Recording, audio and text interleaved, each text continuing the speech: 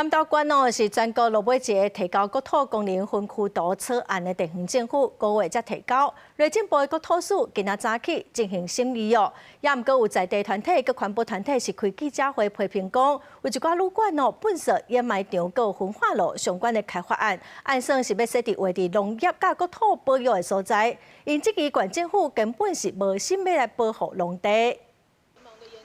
透早，环保甲在地团体来到国土署头前开记者会，不满南投县总预算提出国土功能分区图，不过有一寡土地已经划设做农业发展，也是国土保育地区，需规划推动兴建旅馆、掩埋场甲焚化炉，涉及县府无心保护农地。 你的左手规划了这块民间乡的土地是特农，但是你的右手却又在这里想要盖焚化炉，这不是很荒谬、很矛盾的事情吗？ 虽然无告场，南投县民间乡长也表达，目前南投焚化炉预定地4块位拢有农业生产，反对老厝选址。每天要烧700吨的这个垃圾，是不是会影响到我们的茶叶？ 是不是会影响到我们的农业？不应该呢？